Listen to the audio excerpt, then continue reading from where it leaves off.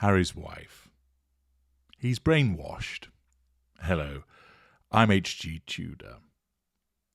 As you know, I utilise a variety of means to help you understand narcissism, which is, of course, the basis of this channel.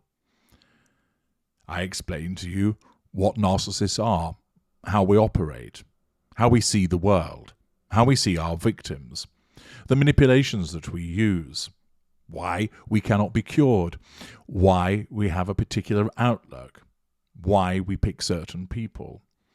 And I do this through a variety of methods, using prominent examples of famous and infamous people so that you can see it in action.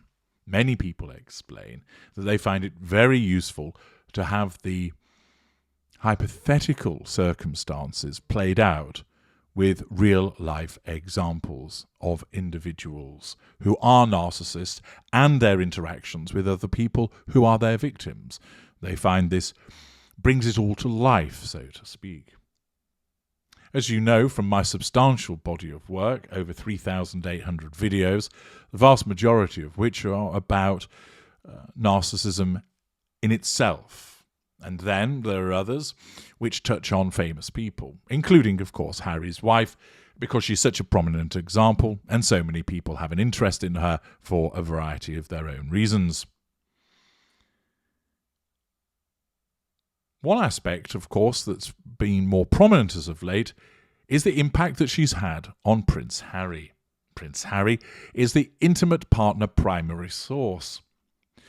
I divide our victims up into various positions within what I call the fuel matrix: tertiary sources, secondary sources, primary source. If you want to understand more about that, you can read my excellent book, Fuel, which is available on Amazon and can also be obtained in the Knowledge Vault, link in the video description. By understanding where people are allocated, this helps you understand the necessity of the interactions of the narcissist and the extent of the grip that the narcissist will have over the relevant people. For instance, a tertiary source must be controlled, but they're nowhere near as important and therefore are less likely to keep being hoovered compared to a primary source. Harry is the primary source, and what that means is that he's the individual out of everybody in the fuel matrix at this current time who's the easiest to control, who provides the largest amount of fuel, which is also, because of his status, very potent, that he has lots of character traits and residual benefits. It's important to understand, of course, that those are not fixed criteria. A person can become more difficult to control, which leads to them being devalued and ultimately can be a trigger for disengagement, or putting them on the shelf. The intimate partner primary source would be disengaged from if the appropriate trigger occurs. And if you want to know more about those triggers, watch my video, The 5 Reasons the Narcissist Disengages from You, or The 5 Reasons the Narcissist Leaves You. Fuel varies. If, for instance, you have an inkling of what you're dealing with, you may start to reduce your involvement with the narcissist, which thus affects the issue of control and means you're giving less fuel. It might be that because you become so worn down as a consequence of the abuse that you're receiving, that you end up providing less fuel. And as we've seen with Harry, despite his protestations to the contrary, he's not a happy man. And it may well be that he's suffering in terms of removing himself from being around Harry's wife, and also that he generally isn't responding in the way that he once did. He might be so worn down he doesn't lose his temper and become angry and provide fuel. He may not be as enthusiastic about things. He may be depressed to some extent, resulting in a diminution of the fuel that's provided. Character traits, of course, can vary, and, of course, residual benefits. He may no longer prove useful because he's of less interest to the public at large. He doesn't provide the money that he once did. So any appliance in a fuel matrix can shift in terms of usefulness, both going upwards or downwards for the narcissist. Harry, of course, as I've explained, is the one that provides all of those things and is the easiest to control. And as I've explained previously, the reason that he's so easy to control is a consequence of his own addiction to Narcissist and the fact that he has certain vulnerabilities that have been exploited by his wife against him. One of the biggest things that she has done in terms of brainwashing him is essentially cause him to believe that everything that he knew beforehand is wrong and everything that she's told him is right. So simply, all your family are laughing at you, Harry. Oh, right, you're absolutely right that that's the case. Yeah, thanks for pointing that out to me. Harry, you're trapped. Oh, gosh, I never realised. Yeah, you've got that right, and that must mean that Willie is trapped and everybody else. That's right, they are.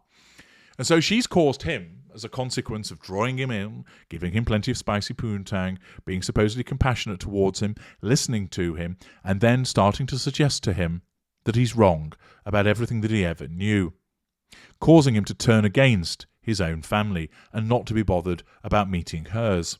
The only person that she's allowed to deal with, of course, is Doria.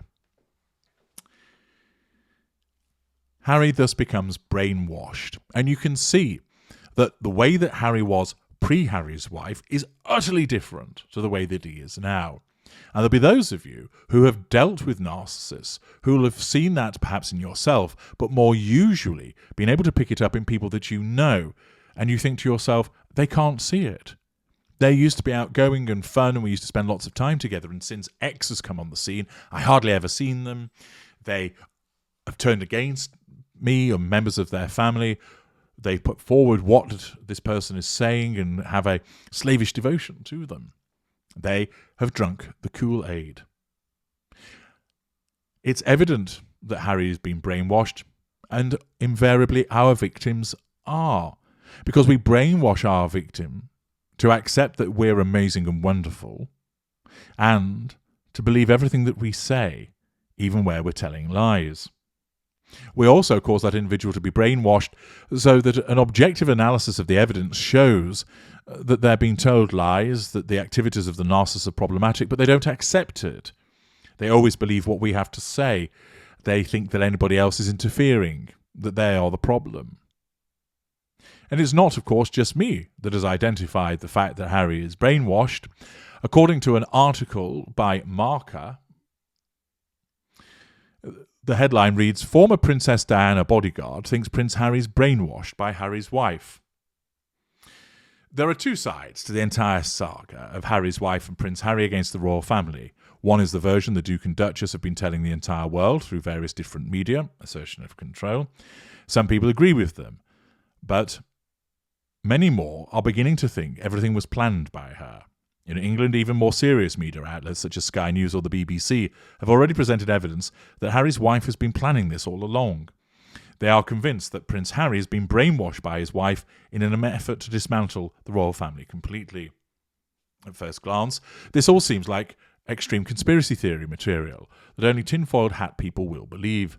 The problem is that these more serious media outlets give this version of the facts some newly found credibility.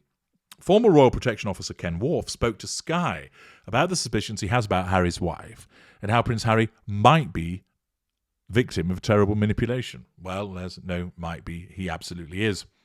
Worf famously served as Princess Diana, Diana Princess of Wales' bodyguard, when Prince Harry's mother was still alive. He has specific experience in the entire life of the prince. Speaking to Sky News Australia, the former bodyguard was asked point blank if he believes Harry's wife is manipulating or brainwashing Prince Harry. This is what he responded. When you look at the wedding and the public events that followed in Nottingham and London, you can tell she is a consummate performer and a consummate actress publicly. You can see the look on Harry's eyes as he thinks she is amazing. But where did it all fall apart? Whether he's completely under her control or not, I can't say that in all honesty. It seems to me that something is not quite right in that relationship. And therefore, he identifies something that I've pointed out for a long time in terms of the way that Harry is brainwashed. And this is a typical status of the victim of the narcissist. Think about the individuals that go into cults. They're brainwashed. The cult is invariably run by a cult leader who's a narcissist.